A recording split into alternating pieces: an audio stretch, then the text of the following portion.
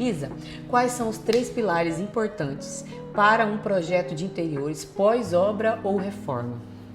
Então, é uma ótima pergunta. Quando eu começo a fazer o projeto, para mim o mais importante é a volumetria do que vai ter ali no ambiente. Por exemplo, num quarto, o que tem a volumetria maior é uma cama. Aí, conforme a volumetria da cama, a gente já consegue encaminhar para a volumetria dos outros que vão ter no quarto, que é o guarda-roupa, se a cliente quer uma penteadeira, daí você já considera a volumetria de uma cadeira, e assim vai. Na cozinha, por exemplo, a volumetria dos eletros, da geladeira, do forno, é isso. E o segundo pilar? Depois que eu levantei que eu fiz esse estudo de volumetria, que daí eu consigo a circulação ideal para o ambiente, o segundo pilar eu colocaria como o estilo. Que daí, por exemplo, se o cliente gosta de algo mais moderno, se ele gosta de algo mais clássico, e aí eu transformo aquela volumetria ou em algo moderno, clássico, minimalista. E o terceiro pilar? Eu definiria como a paleta de cores do ambiente. Se ficaria algo mais neutro, um pouco mais escuro. A paleta de cores eu definiria por último. Você poderia falar pra gente o que é essa volumetria e qual que é a relação da volumetria com a circulação do ambiente? É uma ótima pergunta. Por exemplo, no quarto, o que tem a volumetria maior é a cama, certo? Uhum. Então, assim, às vezes o cliente já tem a cama, às vezes não. Se ele não tem, a gente indica o melhor tamanho de cama para o espaço dele. Mas vamos supor, ele já tem lá e fala, Isa, a minha cama é uma cama queen size. Então eu levanto o ambiente dele e levanto a volumetria da cama dele.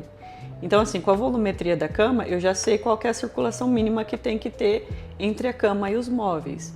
Então assim, o tamanho do guarda-roupa, o tamanho da penteadeira, o tamanho da cadeira. Então assim, a volumetria principal do quarto sempre vai ser a cama.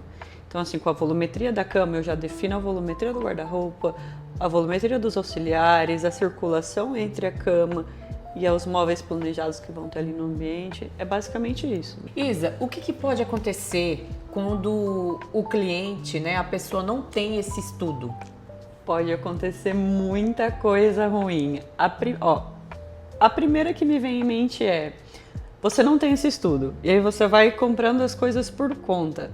Às vezes você vai abrir a porta do guarda-roupa e ela dá em cima da cama. Às vezes não tem um espaço de circulação entre a cama e o guarda-roupa. Às vezes você fica sufocado no quarto, você não tem uma sensação agradável de estar ali naquele quarto. Às vezes não cabe as coisas que você planejou ter. Então, assim, realmente precisa desse estudo para você ter um ambiente que você queira estar, que você não precisa reinvestir de novo. Então, assim, você pode perder todo que você planejou ali para o ambiente investiu, financeiro. Então seria importantíssimo você fazer o projeto de interiores para saber exatamente quais são os itens que vai se comportar ali no seu quarto, no seu ambiente, naquilo que você está projetando, para você não errar e não gerar custos, né? Exatamente. Então seria importantíssimo você fazer o projeto para saber quanto que você vai investir no seu ambiente, né? Porque isso faz você prevenir um gasto maior ali na frente, né? Exato. Na verdade, o projeto de interiores é um investimento, né? Investimento para você economizar na sua obra ali, né? Exatamente.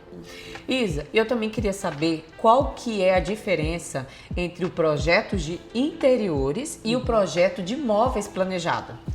Olha, os dois eles basicamente caminham juntos, mas o projeto de interiores ele abrange mais coisas, então ele precisa ter um estudo de iluminação melhor, ele precisa ter um estudo maior de circulação, ele precisa ter as medidas mais precisas, que é o que, por exemplo, a Charo faz já na parte de detalhamento. Então, assim, a gente faz esse estudo de volumetria do ambiente do cliente, a gente planeja o que vai ser de móveis planejados e apresenta. Um projeto de interiores, ele abrange mais coisas, que é, por exemplo, a cortina, a iluminação, os móveis auxiliares, quadros, abrange mais coisas mesmo. o projeto de interiores é mais focado como um todo, né? Exatamente. E o de planejado é mais no móvel em si, no detalhamento, naquilo que vai ali na construção do móvel também, como ele vai ser projetado. Isso. E como ele vai se portar no ambiente. Isa, em relação ao projeto de uma cozinha, o que a gente tem que ver antes de comprar os eletros? Isso é muito importante também, porque às vezes o cliente acaba comprando um forno, um cooktop no impulso e é algo que não atende a cozinha dele, certo? Então, o que tem uma volumetria maior na cozinha é a geladeira.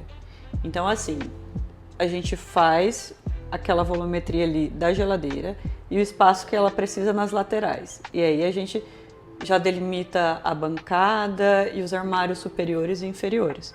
Então, assim, a gente auxilia o cliente a falar, olha, não compre um forno tão robusto, não compre um micro-ondas tão robusto. Então, o estudo de volumetria para cozinha, para eletros, é importante por causa disso, porque daí a gente faz o tamanho da bancada que dá, a profundidade da bancada, quanto de armário ele consegue colocar. Às vezes, se o cliente já tem os eletros e fala, não, a gente vai manter esses eletros aqui, aí a gente faz o projeto móvel conforme aos eletros que ele já tem. Entendeu? A gente vai acabar adequando o móvel ao eletro dele. Então, assim, é diferente quando a gente vai adequar o eletro ao móvel que já tem. E você quer um estudo desse para ter um ambiente mais receptivo? Aconchegante, totalmente pensado, que vai te trazer conforto e satisfação? Clica no botão que vai aparecer aqui embaixo e um consultor nosso vai te atender.